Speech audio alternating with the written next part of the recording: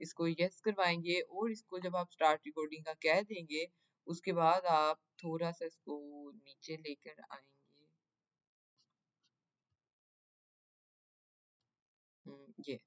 ये प्लस का आइकन है। अभी आप देखिए स्क्रीन आपकी जो है ना वो कैप्चर नहीं हो रही है यहाँ पे, ठीक है। ये ब्लैक जो है वो स्क्रीन शो करवा रहा है। जब आप इसके ऊपर प्लस के आइकन के ऊपर क्लिक करेंगे तो ये आपको कहेगा डिस्प्ले कैप्चर। आप इसके ऊपर क्लिक करेंगे, इसको ओके करेंगे। उसके बाद आप अपनी डिस्प्ले की स्क्रीन को सिलेक्ट करेंगे। हम इसको कह रहे हैं कि जो हमारा प्राइमरी मॉनिटर है ना तुम उसी को यूज करो और इसको ओके कर दो। जैसे ही हमने इसको ओके किया तो आप देखेंगे स्क्रीन यहाँ पे शो हो रही है।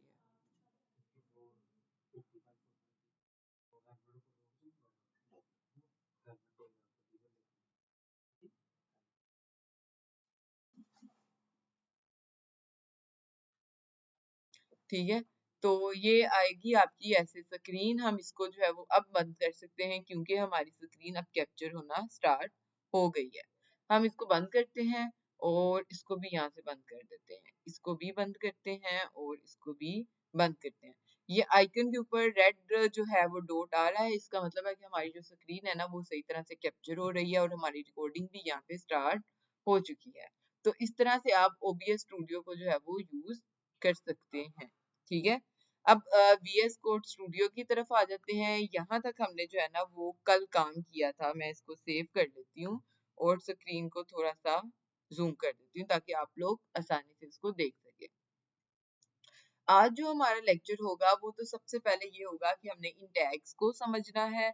उसके बाद हम लोग ये करेंगे, इन टैग्स को समझने के बाद हम लोग इसको किस तरह से वेबसाइट का स्ट्रक्चर बनाते हैं हम वो देखेंगे, ठीक है।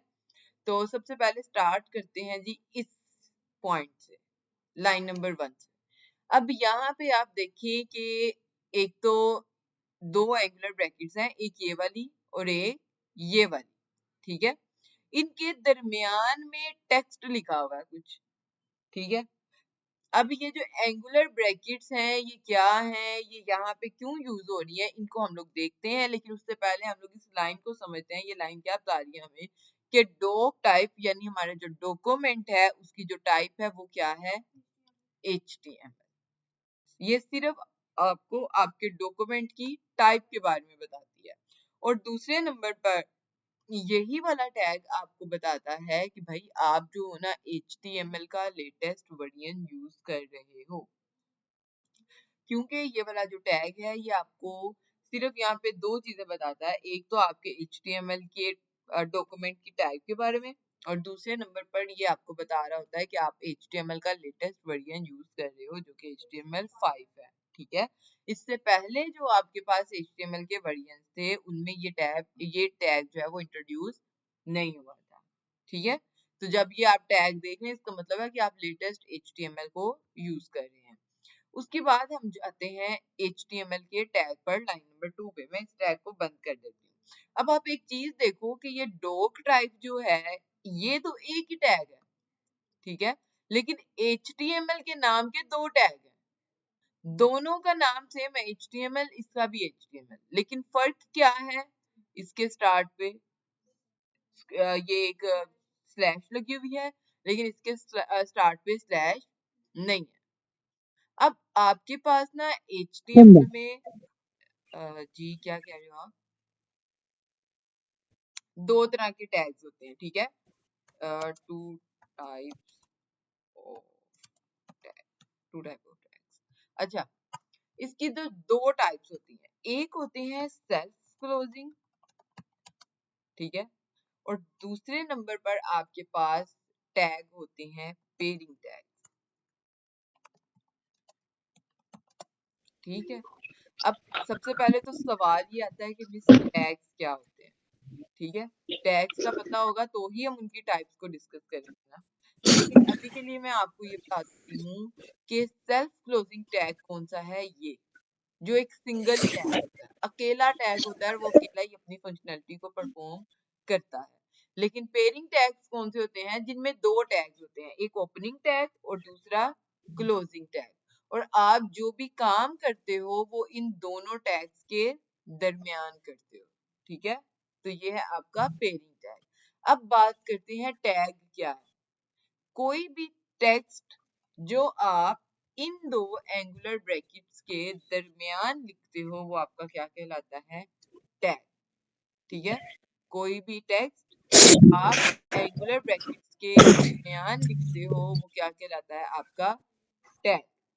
ठीक है, अब आप यहाँ पे देखें, ये आपका टेक्स्ट लिखा हुआ है, ठीक है, लेकिन आपने इस टेक्स्ट को रैप कहाँ पे किया हुआ है? एंगुलर ब्रैकेट्स के दरमियान। सही है, तो जो भी चीज आप HTML की फाइल में इन दोनों टैग, इन दोनों एंगुलर ब्रैकेट्स के दरमियान लिखोगे वो आपकी क्या कहलाएगी? टैग। और टैग की दो टाइप हैं, एक सेल्फ क्लोजिंग और एक पेयरिंग टैग। यहाँ तक चीजें क्लियर हैं? अच्छा, अब इसको चलाते हैं आगे। अब इसके अंदर आप देखें, टैग जो है ना HTML के अंदर, ये जो ब्लू टेक्स्ट लिखा हुआ है ना आपका, ये टैग है। ठीक है, लेकिन ये जो आगे लिखा हुआ है ना, language is equal to ENG, ये टैग नहीं है। ها ये क्या है? एट्रीब्यूट। شالكم يا أولس एक और अब्दुल बासित, अपना माइक जो है वो आप म्यूट कर लें।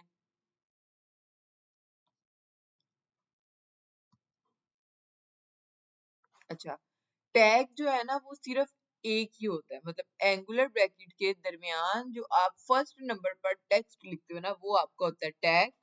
और उसके बाद स्पेस देकर आप जो कुछ भी लिखते हो ना, जैसे आपने ये लिखा हुआ है, ये आपका क्या होगा?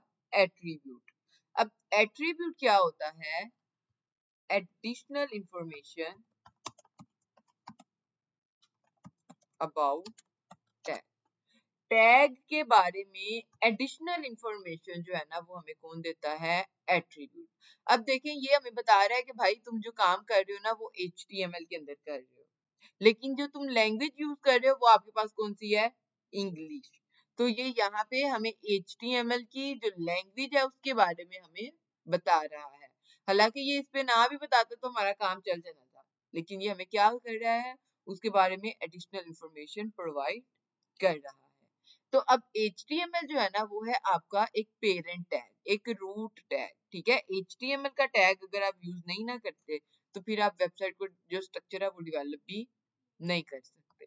तो HTML का ये पेरेंट टैग है, लेकिन ये पेयरिंग टैग है। जो भी आपने कोड करना है वो इन दोनों टैग्स के दरमियान करना है। इस वाले टैग के बाद और क्लोजिंग टैग से पहले आपने जो है ना अपना काम करना है। अब HTML के टैग को अगर आप ओपन करें तो इसके अंदर है आपके पास दो चाइल्ड। पेरेंट टैग कौन है? HTML। HTML के आगे से दो चाइल्ड बन गए हैं, एक का नाम क्या है आपके पास? हेड, और दूसरे का नाम क्या है? बॉडी। ठीक है, अब हेड टैग क्या है? हेड टैग आपकी वेबसाइट का वो वाला पार्ट होता है जो आपको मेटा डाटा प्रोवाइड करता है। मुझे बताएंगे मेटा डाटा क्या होता है?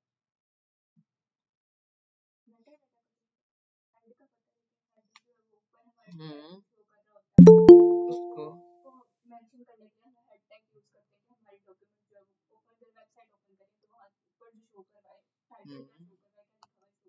हम्म, बिल्कुल ऐसा ही है। मेटाडाटा अब क्या नाम है आपका? तारिक, आप बताएंगे? ठीक है, मरियम, अब ये आबिद और अब्दुल बासित, आप लोगों में से कोई बताएगा? अस्सलाम वालेकुम, क्या क्वेश्चन है? मैं अभी ज्वाइन किया, जस्ट ज्वाइन। मेटाडाटा को पूछ रहे हैं, मेटाडाटा। मेटा डाटा का नहीं, मुझे इतना ज्यादा उसका आइडिया नहीं है। हम्म, ठीक है। अच्छा जी, मरियम, आपको कुछ आइडिया है तो आप बता दें, या अब्दुल बासित?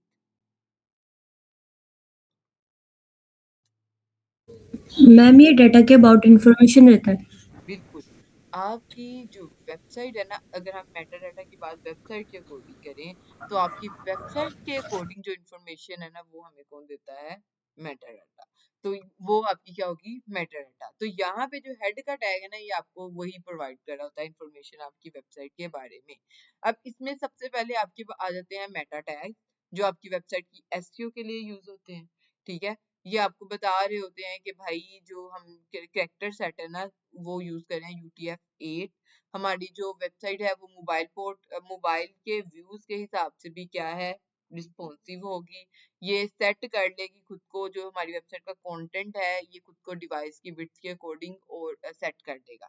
और इस लाइन का मतलब ये है कि जो हमारी वेबसाइट है जो है वो जूम जितनी होगी, मतलब जूम आउट जूम इन होना, वो इतनी जूम होगी जितनी हमारी डिवाइस की विड्थ या उसकी जो इनिशियल वैल्यू है उसके अकॉर्डिंग, ज्यादा जूम नहीं होगी हमारी वेबसाइट। अच्छा, दूसरा, इनके साथ अभी हमारा कोई काम नहीं है, ठीक है, हम इसको ऐसे ही छोड़ नहीं, देंगे। हाँ, यहाँ पे ये जो जूम का कॉन्सेप्ट है, जूम ये डायनामिक होती है कि ऑटोमेटिक, मतलब स्टैटिक होती है? ये स्टैटिक है, मतलब जो हम लोग जो अपनी फॉन्ट साइज जो चीजें सेट करेंगे वो मोबाइल के हिसाब से मोबाइल की स्क्रीन पे जाकर वेबसाइट उसके अकॉर्डिंग ही एडजस्ट करेगी उसको। नहीं तो अगर हमने दोनों पे करना, फॉर एग्जांपल अब आजकल के में तो ऐसा होता है ना, यू हम्म। नेवर नो कि कस्टमर आपका लैपटॉप से कनेक्ट होके देख रहा है या मोबाइल से देख रहा हाँ बिल्कुल, तो हम उसको अपनी वेबसाइट को रिस्पॉन्सिव करते हैं, तो फिर जो भी इनिशियल वैल्यूज मोबाइल के अकॉर्डिंग, जब आपने मोबाइल पे स्क्रीन को अगर जूम नहीं किया हुआ तो जो आपकी मोबाइल पे व्यू आपने सेट किया हुआ है वो मोबाइल पे जाएगा, जो लैपटॉप पे है वो लैपटॉप पे जाएगा। मतलब ये कि हम अपनी वेबसाइट को जब तैयार करेंगे तो हम इस तरह से तैयार करेंगे कि अगर ये मोबाइल पे खुले तो मोबाइल के अकॉर्डिंग खुद को एडजस्ट कर ले, अगर लैपटॉप पे खुले तो लैपटॉप के अकॉर्डिंग खुद को एडजस्ट कर ले। हमें फिर इससे फर्क नहीं है, क्योंकि हमें नहीं पता कि वाकई ही हमारा जो यूजर है वो इसको मोबाइल पे टेस्ट कर रहा है या इसको लैपटॉप पे टेस्ट कर रहा है। स्क्रीन साइज भी है। तो डिफरेंट होता है। हाँ, बिल्कुल। उसके लिए फिर यहाँ पे मेटा नेम के अंदर डिफरेंट पैरामीटर्स भी आएंगे साथ में? नहीं, हम इसको इनिशियल ऐसे ही रखेंगे, ठीक है। हम जो इसको सेट करेंगे वो सीएसएस में जाकर इसके व्यू पॉइंट्स और इसकी सारी चीजें जो है वो हम सेट करेंगे। अच्छा, वो सीएसएस में से हैंडल करवा लेंगे हम, राइट? जी। ठीक है, ठीक है, ठीक है। अभी तस्वीर तो नहीं है, नहीं, नहीं है अभी, तारीख है, हाँ ऑनलाइन है। जी ऑनलाइन है।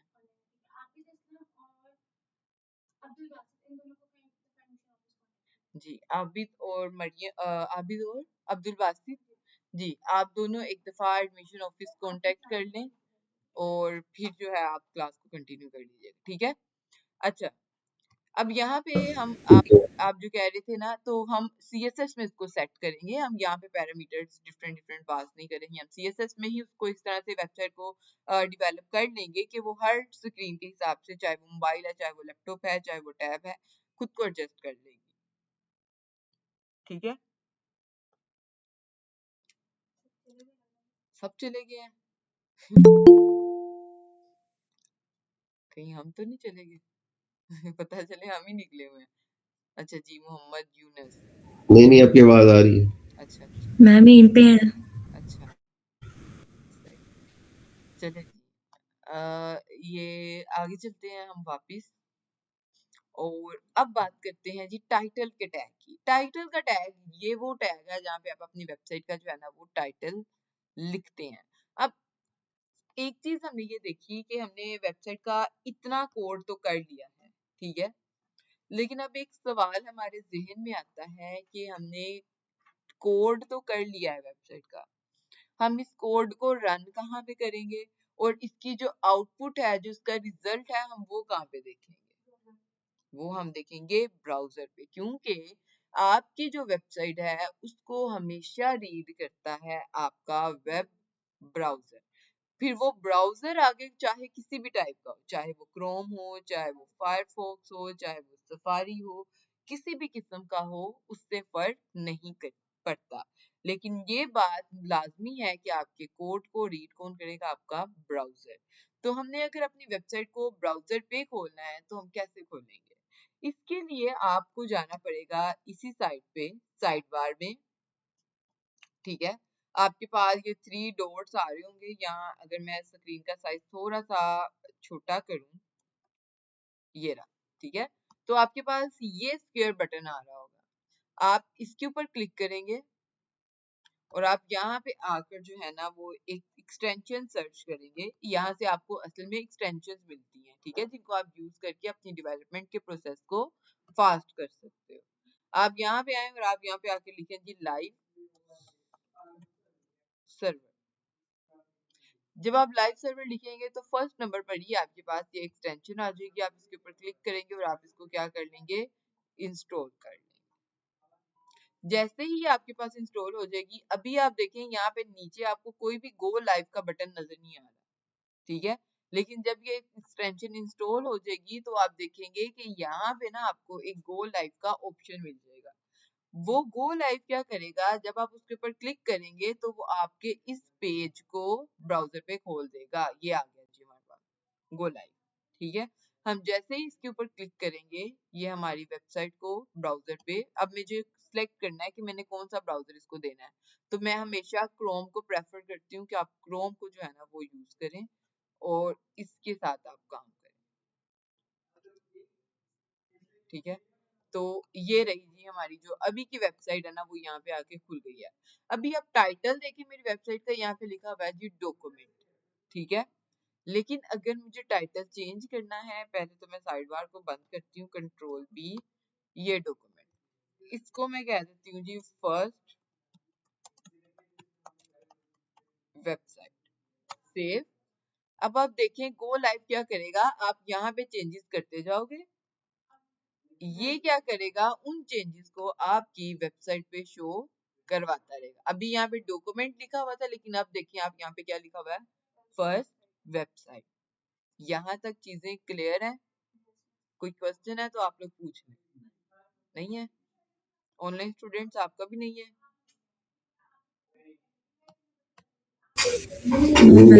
अभी तक तो नहीं। अच्छा जी, हेड के अंदर अब टाइटल का टैग देने के बाद आप लोग हेड से क्विट कर सकते हो, बाहर आ सकते हो, ठीक है। हेड से बाहर जब हम निकलेंगे तो हमारे पास अगला टैग होगा हमारा बॉडी का टैग। अब ये भी देखें, ये भी पेयरिंग टैग है, ठीक है। आपने जो भी काम करना है बॉडी के टैग के अंदर। अब बॉडी का टैग जो है ना ये आपका वो मेन टैग है जिसके अंदर आप अपनी पूरी वेबसाइट का कोड करते हो। वेबसाइट के नैव बार से लेकर वेबसाइट के फुटर तक जितना भी कोड होता है ना वो सारे का सारा आप कहाँ पे करते हो, बॉडी के टैग के अंदर, ठीक है। तो अब बॉडी के टैग के अंदर आप अपनी वेबसाइट का पूरा कोड लिखते हो और ये कोड आपका डिफरेंट टाइप का हो सकता है। हम यहाँ पे आते हैं, सबसे पहले हम बात करते हैं फर्स्ट चीज, वेबसाइट की हेडिंग। हेडिंग क्या होती है, ठीक है, HEADING, हेडिंग। मैं कमिट करती हूँ उसको, कंट्रोल एंटर करती हूँ। अब हेडिंग इसमें HTML में देने का मतलब ये है कि H1 से लेकर ना H6 तक हमारे पास डिफरेंट हेडिंग्स होती हैं, 6 तरह की, ठीक है। हेडिंग्स के डिफरेंट साइजेस होते हैं जिनको हम क्या कर सकते हैं, यूज कर सकते हैं। ये ना सिर्फ साइज होता है बल्कि ये हमें बताता है हमारी हेडिंग की इम्पोर्टेंस के बारे में। जितनी आपकी हेडिंग इम्पोर्टेंट होती है आप उतना ही उसको बोल्ड कर देते हो, उसका साइज बड़ा कर देते हो, ताकि कि देखने वाले की नजर जो है ना वो सबसे पहले हमारी हेडिंग पे ही, मेन पे ही जाए, हेडिंग पे, ठीक है। तो H1 पे मैं इसको लिख देती हूँ जी, यहाँ पे आकर FIRST फर्स्ट हेडिंग, मैं इसको सेव करती हूँ। देखें जी आप इसका साइज, फर्स्ट हेडिंग। अब एक चीज मैंने आप लोगों को और बतानी है, हमने बात की टैग्स के बारे में, हमने बात की एट्रीब्यूट्स के बारे में, एक और बहुत इंपॉर्टेंट टर्म होती है हमारे पास जिसको हम कहते हैं एलिमेंट, ठीक है। एलिमेंट क्या होता है, एलिमेंट, एलिमेंट आप कहते हैं दो टैग्स, एक ये वाला टैग और एक दो ये टैग, ठीक है। दो टैग्स और इनके दरमियान ये जो कंटेंट है, ये तीनों चीजें मिलकर क्या कहलाती हैं, एलिमेंट। दो टैग यानी एक ओपनिंग टैग और एक क्लोजिंग टैग, ओपनिंग और क्लोजिंग टैग और उनके दरमियान जो आपने कंटेंट लिखा हुआ है ना, ये तीनों चीजें अगर इकट्ठी मिल जाए तो आप इसको कहते हो एलिमेंट। लेकिन अगर कुछ इस तरह से पड़ा हो अलग से, ठीक है, तो ये आपका क्या है अभी के लिए, सॉरी, टैग, ठीक है, ये क्या है, टैग।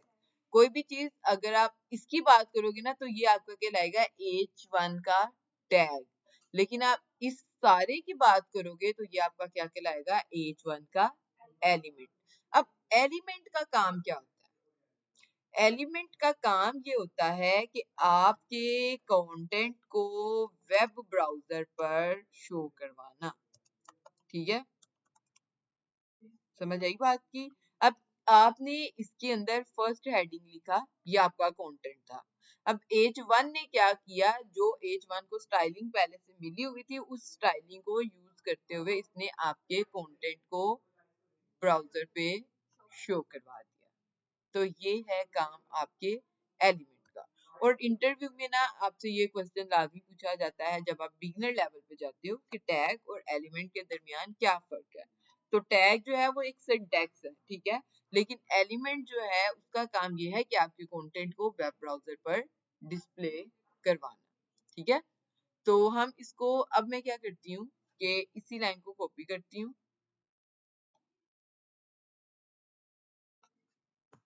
इसको ही नीचे पेस्ट कर देती हूँ। ठीक है, 6 हेडिंग्स है ना, चलिए 1 2 3 4 5 6।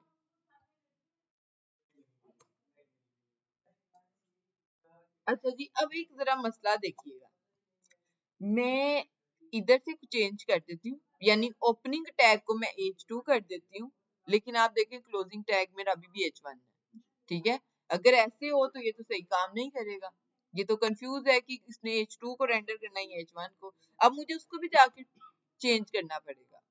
अभी ये तो एक टैग था, मैंने चेंज कर दिया, अब ये नीचे वाले सबको भी मैं एक पहले उसको स्टार्टिंग में चेंज करूँ फिर एंडिंग पे चेंज करूँ, यहाँ पे तो बहुत टाइम लग जाएगा।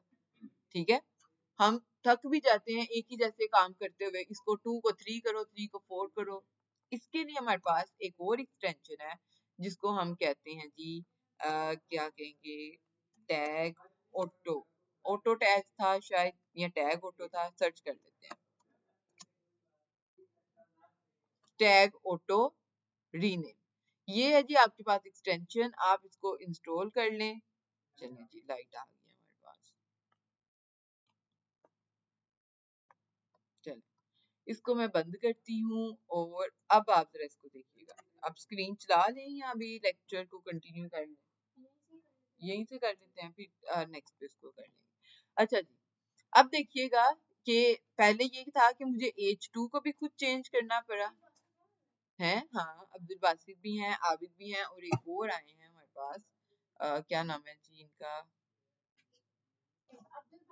यकूब है शायद, कुछ इस तरह। अच्छा, मैं उनसे बात कर लेती हूँ। अच्छा, एक और स्टूडेंट भी हैं, नाम नहीं शो रहा, मोहम्मद यूनस। चलिए अब्दुल बासित, ठीक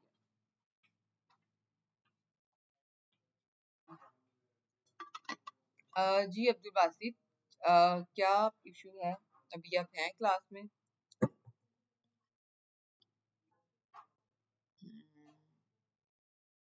चले गए कि हैं अभी? नहीं है, अच्छा, चलिए ये हमें ज्वाइन करते हैं। तो इमरान भाई मिस्टर रूज को बताइएगा कि अब्दुल बासित अभी क्लास में नहीं है। ठीक है, चलिए तो आते हैं ये क्लास में, तो हम इनको देख लेते हैं। बाकी आप लोग जो भी ऑनलाइन बैठे हुए हैं, आप लोगों में से किसी को कोई इशू है तो आप लोग भी बता सकते हैं, हम उसको जो है वो देख लेंगे कि हम कैसे उसको बेहतर कर सकते हैं। अभी नहीं है वो क्लास में, चलिए ठीक है जी जी। अच्छा, आप लोगों में से भी किसी को कोई इशू है तो आप लोग पूछ सकते हैं, क्योंकि आप लोग सीखने के लिए आए हैं और लर्निंग के लिए आए हैं। अगर आप हमसे ना ही पूछेंगे तो फिर आपका ही नुकसान है। ठीक है, तो आप पूछ लिया करें। और दूसरी चीज ये कि इंटरनेट मुझे लगता है कि मिस का खत्म हो गया है और वो बंद भी हो गया है ना। तो अभी इनको बुलाते हैं बाहर से। आप एक दफा बुलाएंगे मिस को कि नेट नहीं आ रहा।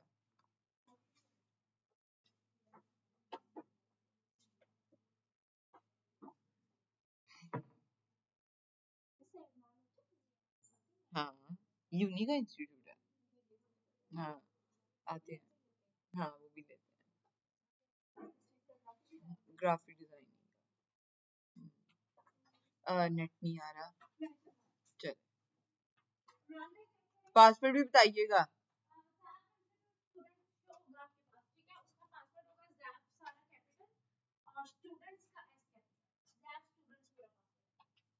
ठीक है जी, अभी नहीं चला।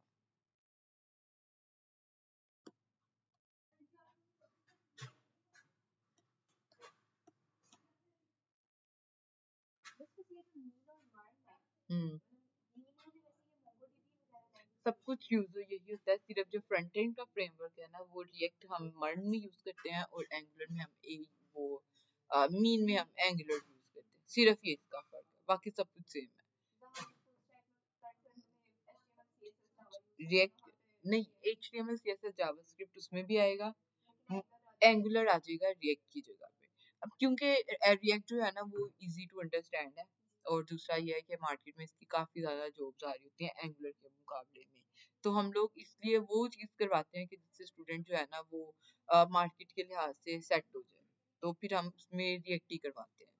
अगर किसी ने करना हो तो सेपरेटली हम उसको करवा देते हैं, अदरवाइज हम प्रेफर यही करते हैं रिएक्ट करें या उसके बाद नेक्स्ट ईयर्स करें अगर मजीद उसकी तरफ जाना है, तो ये ज्यादा बेहतर है। डिमांड एंगुलर की नहीं है, हाँ बिल्कुल ऐसा ही है, और उसको जो है फिर वो थोड़ा सा सेपरेट चीज हो जाती है, इसलिए हम लोग इसी को रिएक्ट करवाते हैं। ये अभी तक नहीं आया ज़ेफ स्टूडेंट 5G, आप लोग देखें, आप लोगों के पास आ गया है ये नेट ज़ेफ स्टूडेंट? नहीं आया, मेरे पास भी नहीं आया।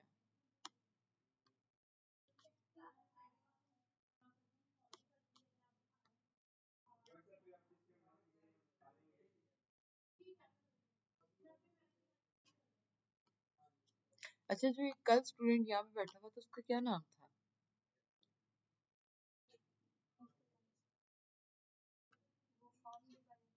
हाँ फॉर्म डी वाला।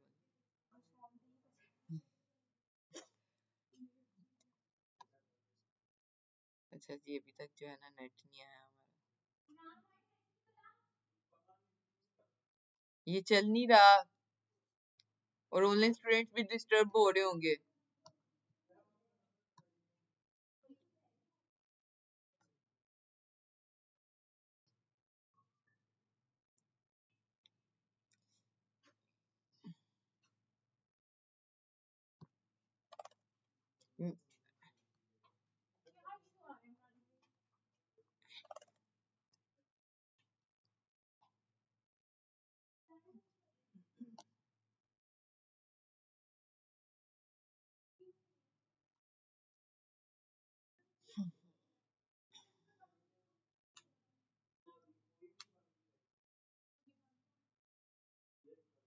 अच्छा, यहाँ तक चीजें क्लियर थी, वो एलिमेंट टैग्स एट्रीब्यूट्स, क्योंकि ये बेसिक चीजें होती हैं फिर ये कंफ्यूज करती रहती हैं आपको आगे जाके ना, तो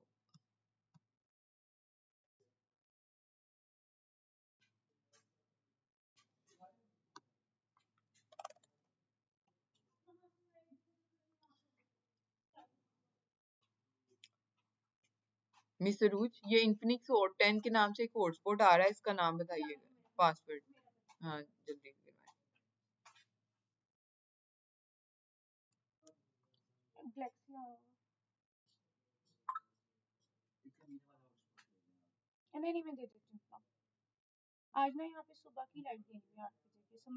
हाँ गैलेक्सी A06 क्या है, कहाँ पे है?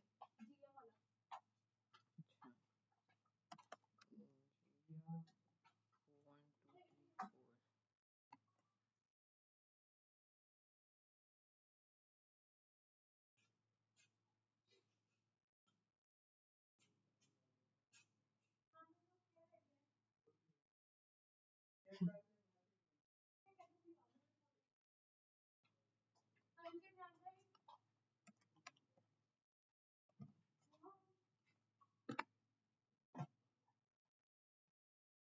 4। हो गया जी ये कनेक्ट, और ऑनलाइन स्टूडेंट्स को भी हम जरा दोबारा से ज्वाइन करवाते हैं।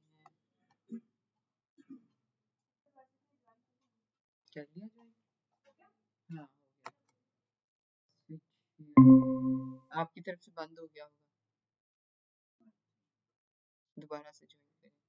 अच्छा जी, अब वासित आपको क्या प्रॉब्लम आ रही है, क्या चीज समझ नहीं आ रही है, आप हमारे साथ डिस्कस करेंगे ताकि हम उसको जो है ना वो देखें, किसी और बच्चे को भी ऐसा इशू है तो वो भी डिस्कस कर ले हमारे साथ।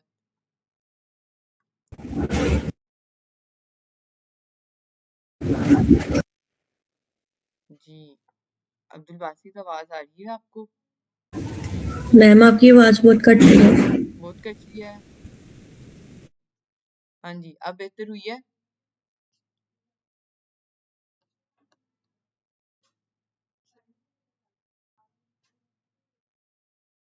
अच्छा, हम बात कर रहे थे एक्सटेंशन की, जो हमने अभी डाउनलोड की वो था टैग ऑटो रीनेम। ठीक है, अब एक्सटेंशन डाउनलोड करने से हमें फायदा क्या होगा? अगर आप किसी ओपनिंग टैग का नाम चेंज करेंगे ना, क्लोजिंग टैग का ऑटोमेटिकली हो जाएगा। ठीक है, तो ये अब काम आसान हो गया आप लोगों का। तो आप इस तरह से एक्सटेंशंस मजीद भी एक्सप्लोर करके उनको यूज कर सकते हो और हमारे साथ क्लास में शेयर भी कर सकते हो कि मिस हमने आज ये वाली एक्सटेंशन डाउनलोड की, हमने ये वाली के साथ काम किया। ठीक है, अच्छा अब आप देखिए कि हमारे पास ये 6 तरह के टैग हैं, H1 से लेकर H6 तक।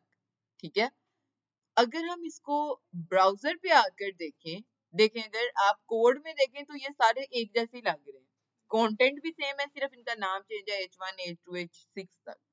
लेकिन अगर हम इसको ब्राउजर पे आकर देखें तो आप लोग देखेंगे कुछ ये देख रहे हैं, जो H1 है उसका साइज भी ज्यादा है और उसका टेक्स्ट भी बोल्ड है। ठीक है, H2 H1 से लेस इंपॉर्टेंट है, इसलिए इसका साइज भी थोड़ा सा कम हो गया है और इसका वेट भी थोड़ा सा कम है। इसी तरह से 3, इसी तरह से 4 और सबसे कम इंपॉर्टेंट आपकी हेडिंग होती है H6, जो कि सबसे छोटी और उसका जो साइज है वो भी सबसे कम है। यहाँ तक चीजें क्लियर है? चले, हेडिंग्स हमारे पास 6 तरह की होती हैं, ये बात आपने ध्यान में रखनी है। H1 से लेकर H6 तक इसका नाम है और अगर मैं आपको इसकी एग्जांपल दिखा दूं तो एग्जांपल है जी हमारे पास बूटस्ट्रैप की वेबसाइट। बूटस्ट्रैप कल हमने उसी को देखा था तो आज भी हम उसी को देख लेंगे ताकि आप लोगों को एक चीज की समझ आ जाए। क्या हुआ है? अच्छा जी, ये कहाँ चली गई है बूटस्ट्रैप? ये रही। ठीक है, ये देखिए जी, ये है इसकी फर्स्ट हेडिंग, इसका साइज देख लें आप लोग, इसका वेट देख लें आप, बोल्ड है, इसका साइज भी आपके पास ज्यादा है। लेकिन जैसे जैसे मैं पेज स्क्रॉल करती जाऊंगी, ये भी हेडिंग है लेकिन इसका साइज उससे थोड़ा सा कम छोटा है। अगर इसकी तरफ देखें तो H3 यूज किया हुआ है। इसी तरह से जैसे पेज नीचे नीचे स्क्रॉल करता जाएगा ना, आपकी हेडिंग का साइज जो है कम होता जाएगा। ये भी हेडिंग है, मैम ये H6 हेडिंग। ठीक है जी, मैम ये जो पिक्चर ऊपर ऐड हुई है बी की अल्फाबेट है, ये जो पिक्चर का साइज होता है ये भी हो जाता है जी बोल्ड और अनबोल्ड? ये भी सब कुछ हो जाता है। ठीक है, ठीक पिक्चर है। का साइज कम भी हो सकता है, पिक्चर का साइज ज्यादा भी हो सकता है, पिक्चर को आप स्क्वायर भी कर सकते हो, उसको राउंड भी कर सकते हो, ओवल भी कर सकते हो, हर लिहाज से आप उसको सेट कर सकते हो। ठीक है, चलो जी ठीक है। हम चलते हैं जी आगे। हेडिंग तक क्लियर है?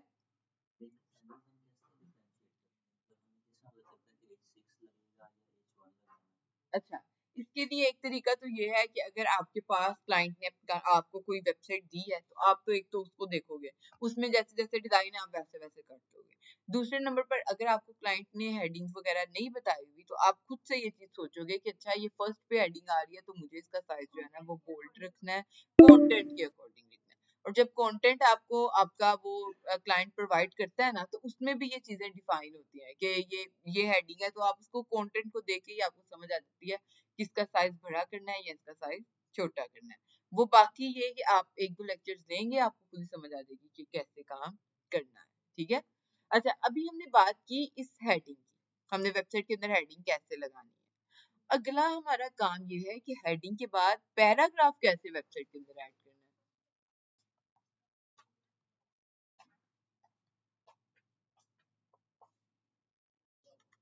नहीं, टीपी लिंक के नाम से आ रहा है।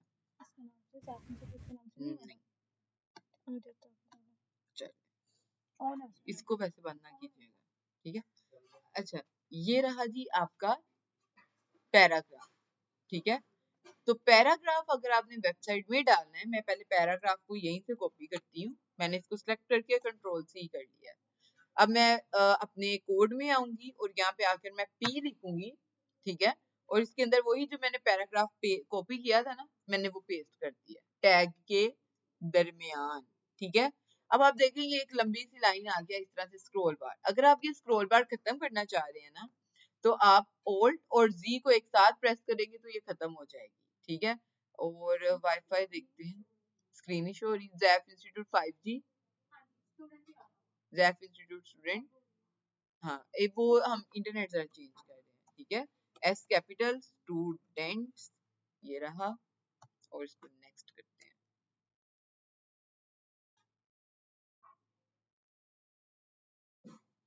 चलिए अब स्क्रीन शो हो रही है आप लोगों को। चलिए अच्छा, हमने ये पैराग्राफ के लिए आप P का टैग यूज करते हो, ठीक है। आप इसको सेव करेंगे और ब्राउजर पे आकर देखेंगे तो आपका जो पैराग्राफ है वो भी यहाँ पे आकर ऐड हो चुका है। अब कंटेंट हमारा बिल्कुल यही है, लेकिन डिजाइन हमारा इनसे थोड़ा सा डिफरेंट है। उसकी वजह ये है कि इन्होंने CSS भी की हुई है, लेकिन हमें अभी CSS नहीं आती। अभी हम सिर्फ वेबसाइट का स्ट्रक्चर बना रहे हैं जी। Alt+Z। अच्छा, ये चीजें समझ आ रही हैं? Paragraph, heading tag, online students में भी किसी को अगर कोई मसला है तो आप लोग डिस्कस कर लें। आगे चलते हैं, हेडिंग लगा ली हमने, पैराग्राफ लगा लिया। अब अगली चीज देखते हैं कि अपनी वेबसाइट के अंदर हम इमेज कैसे लगा सकते हैं। अगर हमने कोई तस्वीर लगानी है वेबसाइट में तो हम वो कैसे लगाएंगे। तो उसके लिए आपको क्या करना पड़ेगा जी, हमारे पास एक टैग आता है img का, ठीक है। ये टैग क्या करता है, ये टैग आपको अलाउ करता है कि आप इसमें क्या कर सकें, कोई इमेज लगा लें। अब देखिए ये जो ब्लू कलर है ये हमारे टैग का नाम है इमेज। आगे ये जो SRC है और ये ओल्ड है, ये दोनों आपके क्या है, एट्रीब्यूट। SRC यानी सोर्स, यानी वो पाथ, वो जगह का लिंक जहां से आपकी इमेज जो है वो आएगी, या जहां पे आपकी इमेज पड़ी हुई है, ठीक है। और ओल्ड यानी ऑल्टरनेट, कि अगर SRC पाथ के अंदर कोई गलती हो जाए, अगर आपकी इंटरनेट की वजह से आपके ब्राउजर पे इमेज शो नहीं हो रही, तो ये आपको इमेज के बारे में इंफॉर्मेशन दे दे, ठीक है। ये इन दोनों एट्रीब्यूट्स का मतलब है। अब SRC की तरफ आते हैं। SRC में आप अपनी इमेज का पाथ बताते हो कि मेरी इमेज मेरे इस फोल्डर में इस फाइल के अंदर यहाँ पे पड़ी हुई है और इमेज का ये नाम है, ठीक है। एड्रेस बताते हो यानी आप इमेज का। अब अभी हमारे पास यहाँ पे ना कोई भी इमेज नहीं है। आप देखिए हमारे पास है ज़ैप के अंदर HTML का फोल्डर, HTML के अंदर डायरेक्ट index.html है, कोई भी इमेज हमारे पास नहीं पड़ी हुई। अब इमेज के लिए एक तो तरीका ये है कि हम जिस वेबसाइट को फॉलो कर रहे हैं उसी वेबसाइट में जाएं, इमेज के ऊपर जाकर राइट क्लिक करें, हमारे पास यहाँ पे ऑप्शन आ रहा है सेव इमेज एज, आप इसके ऊपर क्लिक करेंगे तो ये आपकी इमेज को, मैं इसको नाम दे देती हूँ लोगो का। आपकी फाइल कहाँ पे पड़ी हुई है, यहाँ पे डॉक्यूमेंट्स के अंदर है, ई में, ई के अंदर ज़ैप, जहाँ पे भी आपने फोल्डर बनाया हुआ ना, आपने उस फोल्डर के अंदर जाना है। मैं HTML के फोल्डर के अंदर आ गई हूँ और यहाँ पे आकर मैं इमेज को सेव कर दूंगी, ठीक है। अब आप देखें कि अब यहाँ पे ये लोगो नाम से इमेज आ गई है, ये काम सही हो गया। लेकिन अभी भी ये काम थोड़ा सा गलत है, क्योंकि आप इमेज को ना डायरेक्ट फोल्डर के अंदर नहीं रखते, आप इमेज को हमेशा एक नया फोल्डर बनाते हो जिसका नाम आप रखते हो एसेट्स, ठीक है, यानी असासे। आपकी वेबसाइट से रिलेटेड जितने भी इमेजेस हैं, जितनी भी वीडियोस हैं, जितने भी फॉन्ट होते हैं, जितनी भी एक्सटर्नल चीजें हैं, वो सारी की सारी आप कहाँ पे रखते हो, एसेट्स के फोल्डर के अंदर। आप लोगों को उठाएंगे, एसेट्स के फोल्डर के अंदर मूव कर देंगे। अब देखिए आपकी इमेज कहाँ पे पड़ी हुई है, एसेट्स के फोल्डर के अंदर, ठीक है। आपकी अब देखिए HTML का जो फोल्डर है उसके अंदर सिर्फ दो ही चीजें पड़ी हुई हैं, एक एसेट्स का फोल्डर और एक आपकी index.html की फाइल। एसेट्स के फोल्डर के अगर आप अंदर जाएंगे तो यहाँ पे आपको देखने को मिलेगी आपकी इमेज, लेकिन अभी भी इन दोनों का जो पेरेंट है वो सेम है, ठीक है। अब इस तरफ आते हैं, इसको मैं थोड़ा सा ये करती हूँ, ये रहा। अब क्योंकि जिस फोल्डर के अंदर मेरी इमेज पड़ी हुई है और जिस फाइल के अंदर मैं काम कर रही हूँ, ये दोनों फाइल एक ही फोल्डर के अंदर पड़ी हुई हैं, तो मैं यहाँ पे यूज करूंगी डॉट। डॉट यानी करंट फोल्डर। डॉट का मतलब क्या है? Current folder. अगर मैं इसके साथ बगैर स्पेस दिए हुए स्लैश लगा दूं तो इसका मतलब ये होगा करंट फोल्डर के अंदर। अब करंट फोल्डर कौन सा है हमारा? करंट फोल्डर है हमारा HTML। ये अब जैसे ही मैंने स्लैश लगा दी तो वो कहाँ पे आ गया? फोल्डर के अंदर। और फोल्डर के अंदर जितनी भी चीजें हैं वो इसने मुझे यहाँ पे दिखा दी। मुझे कहाँ जाना है? फोल्डर के अंदर एसेट्स के फोल्डर में। जब मैं एसेट्स लिखूंगी तो ये यहाँ पे आ जाएगा, लेकिन जैसे ही मैं इसके आगे स्लैश लगा दूंगी तो ये इसके अंदर चले जाएगा। और इसने मुझे दिखा दिया कि एसेट्स के अंदर क्या पड़ा हुआ है। अगर आपको ये ना दिखाए, कंट्रोल और ये जो स्पेस का बटन है आप इसको प्रेस करेंगे तो ये इसके अंदर की चीज दिखा देगा, लोगो डॉट png। ये मेरी इमेज का पूरा पाथ है। और अगर मैं ब्राउजर पे जाऊंगी तो अब यही हमारे पास लग गया है यहाँ पे, ये रहा। अब इसका साइज काफी बड़ा है क्योंकि हमें CSS नहीं आती। अभी हम स्ट्रक्चर की बात कर रहे हैं, तो आप इसको ऐसे ही रखिए। यहाँ तक चीजें क्लियर हुई? चलिए अब चलते हैं थोड़ा सा मजीद आगे। ऑनलाइन स्टूडेंट्स, आप लोगों की तरफ से भी हमें होना चाहिए। जी मरियम, जी मैम। क्लियर है? जी। ठीक है। ये मोहम्मद यूनस, आपको क्लियर है ये? जी जी क्लियर है मैम। और कौन है हमारे पास यहाँ पे ऑनलाइन में? सिर्फ यही है? ठीक है। आबिद और दूसरा जो है वो अब्दुल बासित अभी नहीं है ऑनलाइन। चलें, सही है, आगे चलते हैं जी। बल्कि आगे जाने से पहले आप लोगों से प्रैक्टिस ना करवा लें, ठीक है? चलें, फिर ये करते हैं कि आप लोग एक जल्दी से ना एक वेबसाइट बना लें जो ब्लॉग वेबसाइट होगी। अब ब्लॉग वेबसाइट का आप लोगों को पता है कि इसमें क्या होता है? एक इमेज होती है, इमेज के नीचे उसकी, बल्कि एक पहले हेडिंग होती है, हेडिंग के नीचे एक इमेज होती है, और इमेज के नीचे जो है वो एक लंबा पैराग्राफ होता है। अब आप एक वेबसाइट में ना मल्टीपल पी के टैग्स को यूज कर सकते हो। अब ब्लॉग में आपको पता है कुछ पैराग्राफ लंबे होते हैं, कुछ पैराग्राफ छोटे होते हैं, कुछ और छोटे होते हैं, तो आप मल्टीपल पी टैग यूज कर सकते हैं। और अभी क्योंकि हमारे पास कंटेंट नहीं है तो आप डमी कंटेंट भी यहाँ पे आके यूज कर सकते हैं। उसके लिए आप पी का टैग बना लें, टैग के अंदर आप आके लिखेंगे लोडम, ठीक है?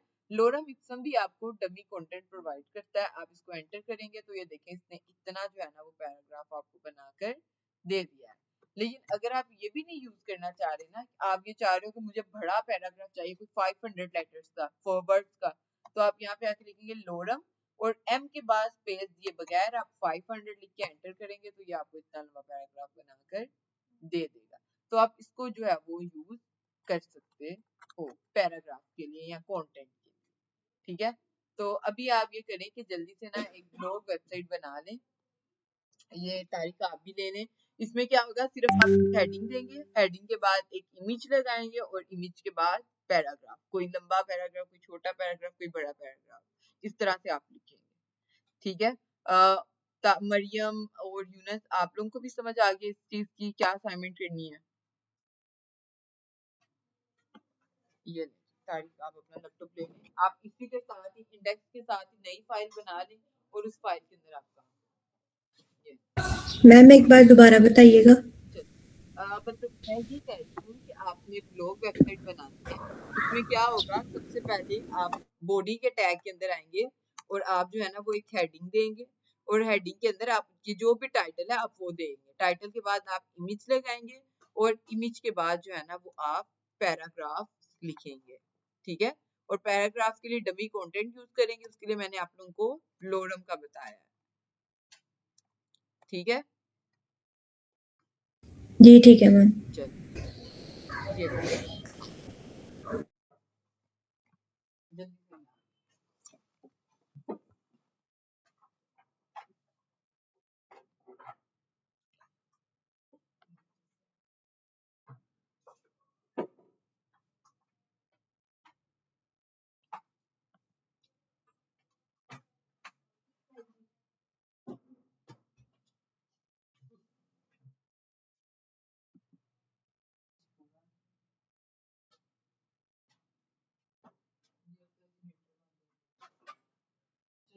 आपका लैपटॉप डायरेक्ट तो नहीं,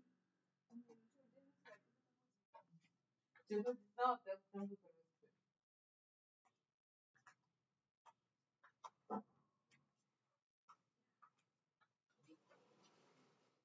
तारीख आप लैपटॉप पे ना अपना हॉटस्पॉट कनेक्ट करना, क्योंकि इंटरनेट चले गया है तो वो बंद हो गया, ठीक है जी ताकि क्लास जो है ना वो चलती है।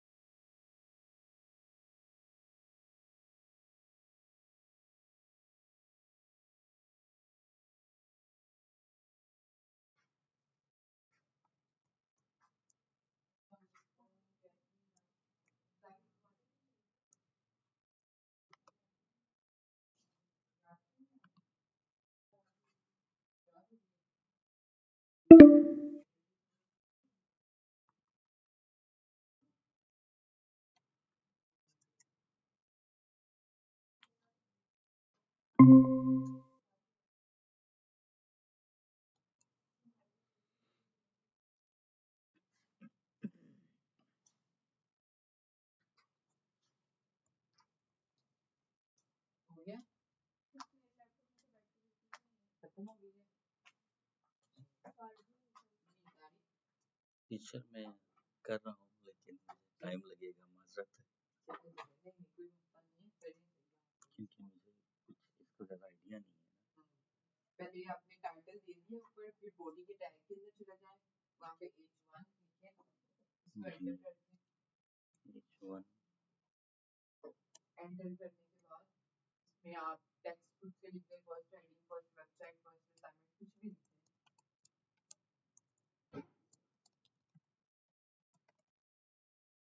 फिर उसके बाद कंट्रोल एंटर करें, फिर नई लाइन में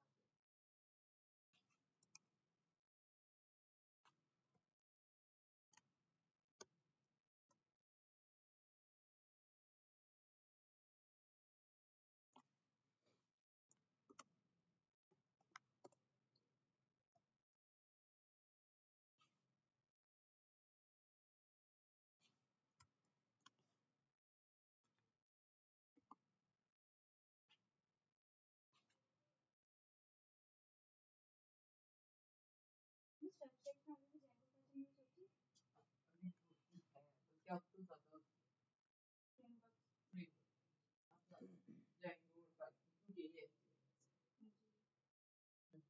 तो मर्ज और अभी जो है दो ही मार्केट में ज़्यादा यूज़ है, एक मीन और मर्ज और एक पाइथन। तो मीन और मर्ज जो है ना वो इजी टू लर्न, ठीक है।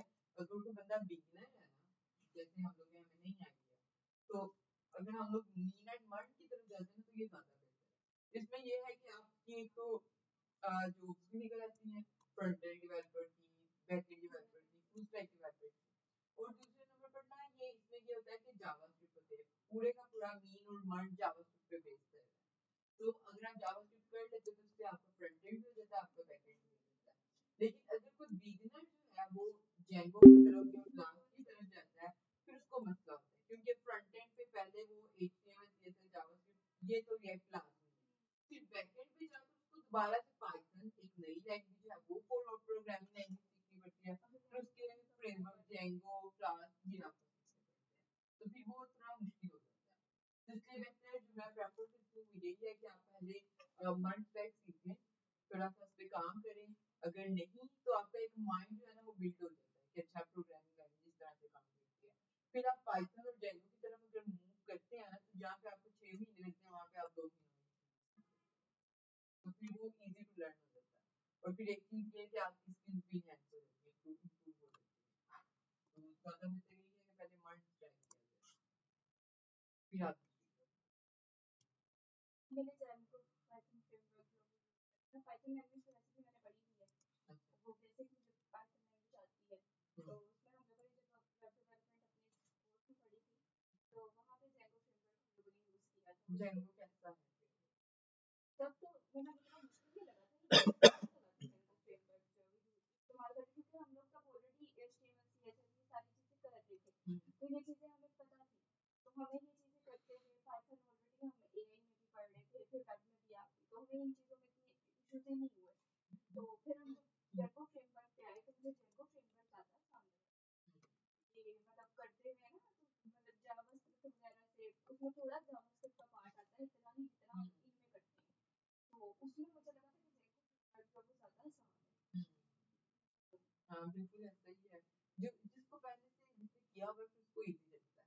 अगर आप C++ पढ़ के आओ ना और उसके बाद आप जावास्क्रिप्ट करो तो आपको बड़ी आसान लगेगी, लेकिन आप डायरेक्ट ही अगर आपने कोई प्रोग्रामिंग लैंग्वेज पहले से नहीं पढ़ी हुई और फिर आप जावास्क्रिप्ट पे आते हो तो ये बड़ी मुश्किल होती है, क्योंकि ये थोड़ा सा मुश्किल नहीं है लेकिन कंसिस्टेंसी मांगेगी, थोड़ी इसमें प्रैक्टिस की जरूरत होती है, सिर्फ प्रैक्टिस है, बाकी ये कुछ भी नहीं है, मुश्किल नहीं है। अगर आप थोड़ी सी प्रैक्टिस करते हो ना ये बहुत आसान है, आपको बहुत फायदा है।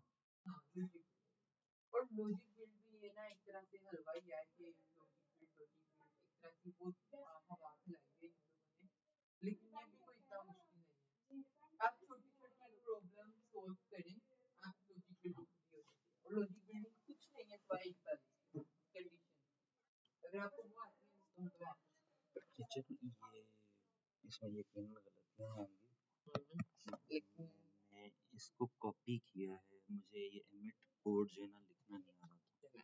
ये रहा यहाँ तक, इसको हम सेव करते हैं, ये इमेज रहा आपका, ठीक है। इसके बाद ये पैराग्राफ का टैग रहा आपका, ठीक है, वेरी गुड, सही है, कोड अच्छा किया आपने। अच्छा फिर इसको लाइव करेंगे, दोबारा यहीं पे आएंगे और इस पे क्लिक करके वो लाइव कर लेंगे, ठीक है। यहाँ से होता है। तो ये रहा आपकी वेबसाइट, वेरी गुड, सही हो गया। ऑनलाइन है अभी स्टूडेंट, बंद हो गई है, चलो दोबारा से, ये ना कल से मैं अपना लैपटॉप जो है ना वो चार्ज करके लाऊंगी, क्योंकि ऑनलाइन स्टूडेंट जो है ना उनका जो ग्रुप है वो मेरे लैपटॉप में है। तो अच्छा, अब ये है कि यही आप लोगों की असाइनमेंट थी, आप लोग इसकी ज़रा प्रैक्टिस करेंगे घर जाके भी, और इसको और सर्च करने की, चीज़ों को सर्च करने की कोशिश करेंगे कि और कौन कौन से टैग्स हैं हमारे पास, और कौन कौन से एलिमेंट्स हैं, और कौन कौन से एट्रीब्यूट्स हैं जिनको हम यूज़ करके जो है वो काम कर सकते हैं, ठीक है। आपने कहा कि जो शॉर्टकट्स यूज हम्म, तो वो मतलब पता भी नहीं चला कि कितना मैं वो बताती हूँ, उनके लिए हमने एक तो रिकॉर्डिंग की है, ठीक है, आप इसको देख सकते हो। दूसरे नंबर पर हमारे पास ये है कि आप वेबसाइट पे जाओगे, आप खुद सर्च करो इन चीज़ों को, कि अगर हमने टैग को रीनेम करना है तो हम कैसे कर सकते हैं, अगर हम उसके लिए क्या एक्सटेंशन यूज कर सकते हैं, कोड को फॉर्मेट करना है तो हम उसके लिए क्या एक्सटेंशन यूज कर सकते हैं, ठीक है। क्योंकि हमारी फील्ड में आपको कोड से ज्यादा ना आपकी सर्च अच्छी होनी चाहिए, अगर आपकी रिसर्च अच्छी है तो आप कुछ भी काम कर सकते हैं, रिसर्च ज्यादा है। और अगर आप रिसर्च नहीं करते, आपको कोड बड़ा अच्छा आता है, आपको लॉजिक नहीं समझ आ रही है, आपको बात नहीं समझ आ रही, तो फिर ये मुश्किल हो जाता है, ठीक है। तो आप इसको सर्च करें, अगर ना हो सका तो सैटरडे को हम दोबारा से आएंगे, फिर हम लोग इसको डिस्कस करेंगे, ठीक है। लेकिन खुद सर्च करें, और रिकॉर्डेड लेक्चर भी आपके पास, आप लोग इसको भी यूज कर सकते हैं।